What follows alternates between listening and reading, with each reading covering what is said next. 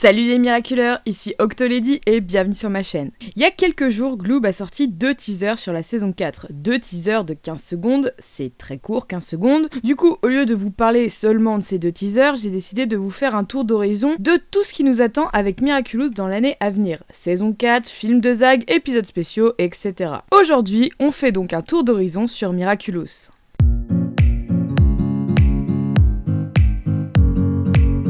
La 3ème saison de Miraculous s'est arrêtée le 8 décembre 2019 sur TF1. Et oui, ça va maintenant faire plus d'1 an et 2 mois que la série est en stand-by. En même temps, les temps de production d'une série comme Miraculous étant de base assez longs, la situation engendrée par le Covid n'a absolument rien arrangé, d'où le pourquoi nous nous sommes retrouvés dans cette situation. Cependant, nous avons tout de même eu de la chance de pouvoir voir l'épisode spécial New York, les héros unis, le 25 septembre dernier, réduisant tout de même un peu l'attente de la prochaine saison, qui ne devrait malheureusement pas montrer le bout de son nez avant septembre prochain. L'attente se fait longue pour les fans et pourtant, cherchant bien sur le net des infos, on en a eu pas mal ces derniers temps. Alors certes, ça ne remplacera pas une saison entière, mais au moins on peut spéculer dessus.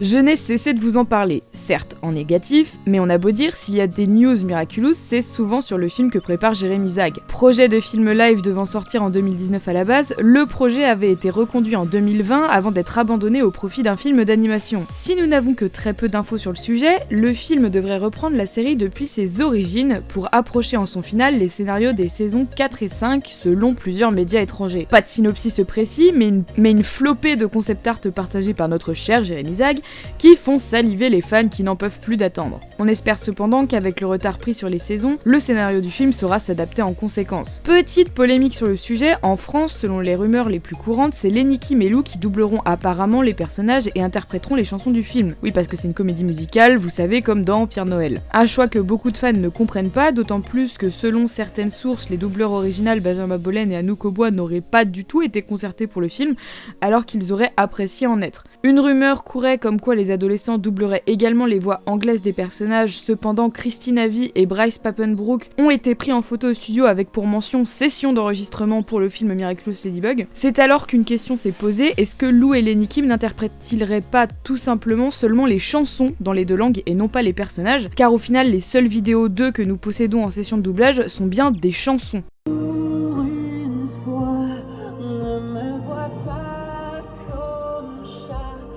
Je suis si près de toi pour la première fois. Je veux bien t'offrir cette danse, mon chat, mais ce sera pour moi la dernière fois.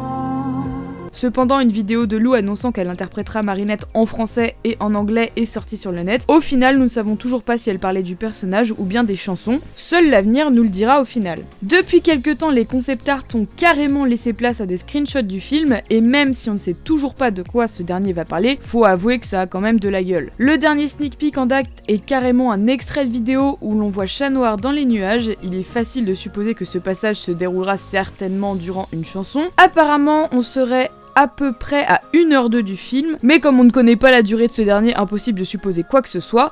Pas de date précise pour le film annoncé, les périodes de fin 2021 ou début 2022 ont été évoquées plusieurs fois, information à prendre évidemment avec des pincettes.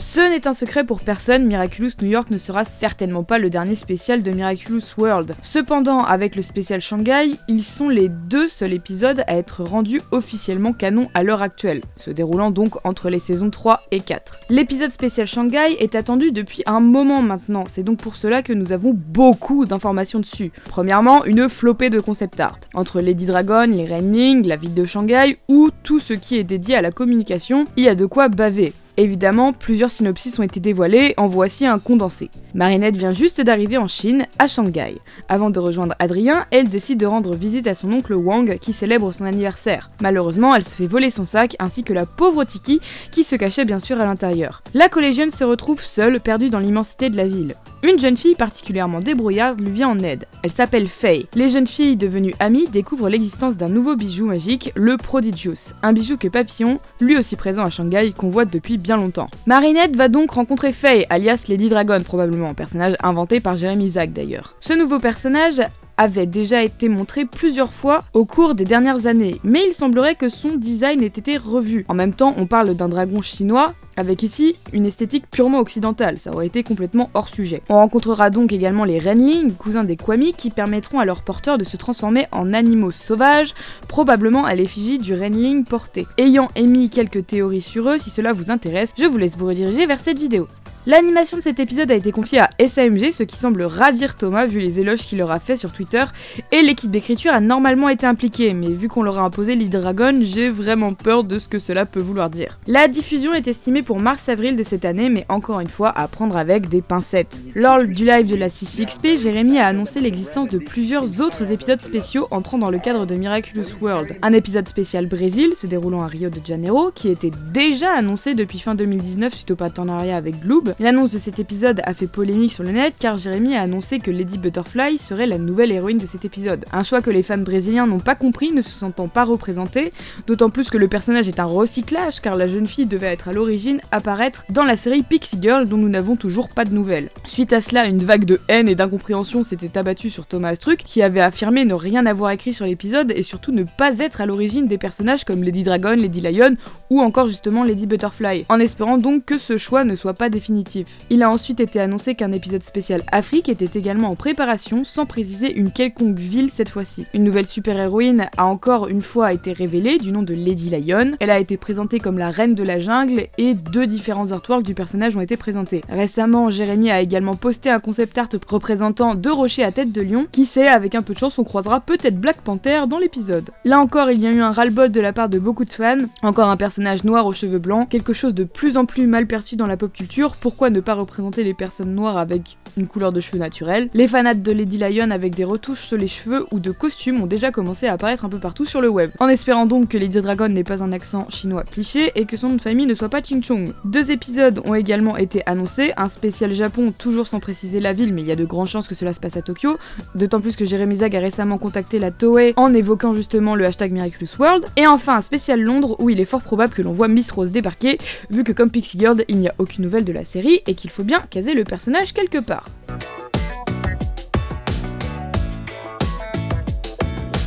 Après la bande dessinée chez Soleil, c'est au pays du soleil levant que Miraculous s'est vu le droit d'être adapté en manga. En effet, le manga est publié depuis le 26 janvier dans le magazine Sirius, un magazine shonen mensuel édité par la Kodansha. Le scénario reste bien entendu celui de base, mais on peut retrouver Tsushida Riku pour ce qui est des dessins et Wari Takoma au storyboard, de nouvelles âmes dans le monde du manga. Le premier chapitre reprend l'épisode Climatica avec quelques petites différences.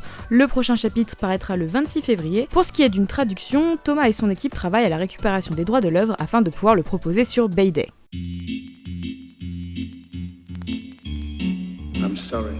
On arrive maintenant à la partie qui vous intéresse le plus, celle sur la nouvelle saison. Et ouais, il y a pas mal de trucs à dire. Comme je l'ai dit au début de la vidéo, cela fait maintenant bientôt plus d'1 an et demi que nous attendons cette saison. Et pendant ce laps de temps, mine de rien, il y en a eu des infos, même si on s'en rappelle pas toujours. Donc avant de passer au trailer, parlons de toutes les autres infos qu'on a pu recueillir jusqu'à maintenant. On se rappelle tous de ce plan dans les bureaux de la production que Jérémy Zag avait teasé à l'époque. Cette image qui montrait Gabriel et Ladybug dans le fameux souterrain des Agreste. Aujourd'hui, ce plan n'est encore apparu dans aucun épisode. Certains considéreront qu'il s'agit peut-être d'un ancien concept. Personnellement, j'aime à croire que l'on apercevra cette scène dans un season final. La convention Lucas Comics en Italie avait accueilli Thomas Astruc en novembre 2019. À l'occasion de celle-ci, il avait présenté plusieurs planches de personnages. Premièrement, Mylène dans le costume de la porteuse de Mulot. Plusieurs concept art avaient été alors révélés, nous confirmant encore une fois que l'indice du générique nous menait bien dans la bonne voie. C'est également le personnage de Suan, dont on parlera tout à l'heure, qui nous était également présenté, ainsi que sa forme akumatisée Fou Furieux. Juillet 2020, une vidéo de jeunes filles visitant le studio nous est dévoilée. Je vous repasse l'extrait. I'm going to show you some season 4 stuff, but it's very secret, so you are like the only one to know about this. Luca gets akumatized once again, and this one is Kagami akumatized, and this is just a new character, and she actually ends up becoming the new Queen Bee, and she's very sweet, she's not mean. And then Chloe gets akumatized once again.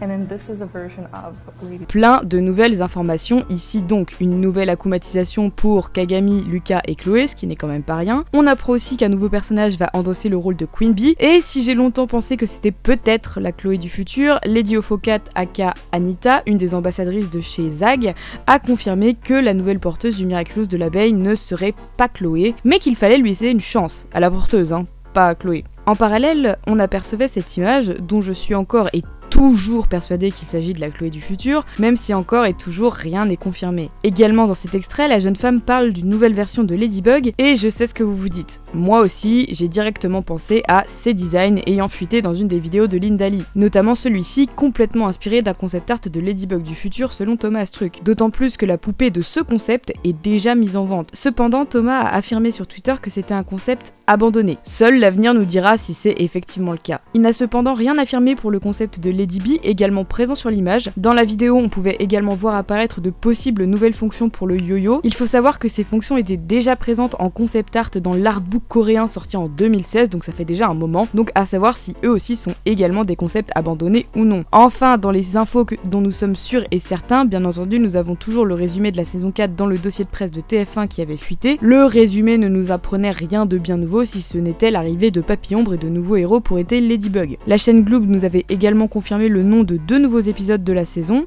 sans nous donner leur localisation dans celle-ci, à savoir Queen Banana et Gabriel Agreste. Avec le possible épisode 8 Fou Furieux, cela nous donnerait alors 3 épisodes en tout sur la saison 4. Et je vous avoue avoir vraiment hâte de voir l'épisode portant le nom de notre antagoniste favori. Grâce à Thomas Astruc, nous savons également que Didier Roustan fera une apparition lors d'un épisode en tant que guest dans un épisode spécial football, comme avait pu l'être Philippe Candelro ou encore Josiane Balasco. On sait également que nous allons enfin avoir un nouveau générique, du moins visuellement. Il est fort probable que vu l'implication de Lou et Nikib dans le film de Zag, que ce soit encore eux qui chantent le nouveau générique. On sait également grâce à Winnie qu'SAMG va réaliser quelques épisodes de la saison 4 en plus du spécial Shanghai, mais également que nous pourrons voir Lucas jouer du violon dans la saison 4. D'ailleurs, en parlant de Lucas, vous avez été énormément, et je pèse mes mots, à m'avoir rectifié sur le fait que Lucas était plus vieux que Juleka dans ma dernière vidéo. J'ai longtemps été persuadée de ça moi aussi. Cependant, depuis plusieurs mois, le site officiel de Miraculous a bien publié l'information comme quoi Lucas était bien le frère jumeau de Juleka. Si ce changement en perturbe plus d'un, cette gémellité rend à présent possible le fait que Jagged puisse être le père. Et je dis ça, je dis rien. D'ailleurs, ce n'est pas le seul changement les concernant. L'orthographe de leur nom de famille a également changé selon le site, passant de Koufen à Koufen. C'est bien, sauf que le jeu de mots Akoufen marchait déjà très bien avant, donc pourquoi changer l'orthographe? Kim a également changé de nom de famille pour... je ne sais pas, aucune raison. Il s'appelait Chien Lê, nom qu'il devait à ses origines vietnamiennes, et à présent s'appelle Atur. Kim Atur. Alors, ok, c'est drôle, un nouveau jeu de mots, mais pourquoi faire disparaître les origines d'un personnage comme ça? Surtout que dans le spécial New York, qui est quand même sorti après le site, on voit clairement Koufen et Chien Lê dans le générique. Donc, ouais, je comprends pas. Enfin bref. Parlons des trailers. Gloob nous a donc gratifié de 2 trailers traitant clairement de 2 épisodes totalement différents. Le premier, j'ai commencé à vous en parler tout à l'heure. Il s'agira probablement de l'épisode 8 de la saison, à savoir Fou Furieux. Comme on peut le voir, le personnage de Swan y sera introduit et il est clair qu'il est revenu à Paris afin de reprendre la Miracle Box à Ladybug. Son apparition est sûrement une des conséquences de l'épisode Festin dans lequel Ladybug avait fait réapparaître le temple. Dans le trailer, on le voit chercher la maison de Marinette avant qu'il ne s'introduise chez elle, tenant Bark en otage ainsi que la Miracle Box. D'un geste, il ouvre celle-ci et force tous les Kwami à y entrer, sauf Plague n'étant pas présent. Ce qui sous-entend probablement que Chat Noir va avoir son quart d'heure de gloire. Vous allez me dire, c'est pas grand chose, mais en réalité, rien qu'avec ces scènes, on peut déduire certaines choses. Déjà, premier détail et pas des moindres, la chambre de Marinette est vierge de tout poster ou photographie d'Adrien. Donc déjà, ça prouve bien qu'il y a eu une évolution de son côté, mais je trouve ça super cool surtout par rapport à Lucas. Mais revenons sur Swan. On sait grâce au croquis de Thomas Astruc que la version akumatisée de Swan se nommera Fou Furieux, une sorte de Krillin géant qui essaie de s'enfuir avec la Miracle Box sur ce croquis. On suppose facilement qu'il était un moine du temple réapparu dans l'épisode Festin, par ses habits, son sceptre, son prénom. Le trailer nous montre qu'il veut récupérer la Miracle Box. Donc logiquement, Swan est un moine du temple, furieux contre Maître Fou après ce qu'il a fait dans le passé, venu à Paris et lui reprendre la Miracle Box. Cependant, Maître Fou n'étant actuellement plus le gardien, il se retrouve face à Marinette. Celle-ci ayant reçu son pouvoir de fou lui-même, Swan décide qu'elle n'en est pas digne et lui reprend la Miracle Box. Il pourrait très bien ensuite croiser Maître Fou, revenu sur Paris si on en croit l'autre trailer, qui a perdu la mémoire et donc ne se rend pas compte de la gravité de ses actes, ce qui plongerait Swan dans une haine encore plus profonde, il finirait ainsi akumatisé. Le second trailer nous montre également pas mal de choses, notamment le papillombre. Et franchement, je sais que beaucoup de gens du fandom n'aiment pas son nouveau design, car ils s'attendaient à quelque chose de beaucoup plus extravagant, mais personnellement, je trouve que déjà on n'en a pas assez vu pour que je puisse me faire un avis complet, et deuxièmement, vu le design de sa veste, il va avoir un look un peu à la Dracula, et perso, je trouve ça super cool. On voit également que le papillombre réussira à acromatiser 5 personnes à la fois. On se retrouve donc avec Lady Wi-Fi, Horrificator, Chrono Girl, Reflecta et Princesse Fragrance à combattre, ce qui n'est pas rien. Gros événement également, Maître Fou et Marianne reviennent en France. Si vous vous rappelez bien, à la fin de la saison 3, Marianne venait chercher Fou pour qu'il vienne vivre avec elle. On se rappelle que Marianne devait vivre cachée. Je ne pense pas que Fou ait retrouvé la mémoire, mais peut-être que Marianne en sait assez pour aider Marinette dans son rôle. En tout cas, c'est cool de les revoir. On n'en apprend pas tellement plus dans ce trailer, néanmoins ça me fait un peu peur d'avoir ces trailers si tôt. Rappelez-vous l'épisode avec Swan et l'épisode 8 de la saison, ce qui veut dire qu'actuellement Gloob est en possession de l'épisode 8 et d'un autre épisode dont on ne connaît pas la position. Si Disney possède maintenant l'exclusivité en ce qui concerne les diffusions mondiales, cette exclusivité exclut le Brésil et la Chine. Gloob étant un partenaire puissant de la production, bénéficie de leurs propres droits de diffusion. Ils peuvent donc décider du jour au lendemain de diffuser les épisodes qu'ils possèdent comme bon leur semble. Et en vérité, j'ai vraiment peur de ça. Rappelez-vous, si nous avions pu suivre la saison 3 chronologiquement et si nous avions pu situer les épisodes lors de la diffusion, ce fut uniquement car RTS avait laissé fuiter la liste des épisodes. Au début, tout le monde leur crachait dessus, cependant, vu comment les diffuseurs géraient la série, cette liste était finalement devenue une sorte de saint graal pour tous ceux qui voulaient la suivre de manière chronologique. Alors aujourd'hui, alors que la pseudo-date officielle est actuellement septembre et que Gloob nous tease l'épisode 8 en février,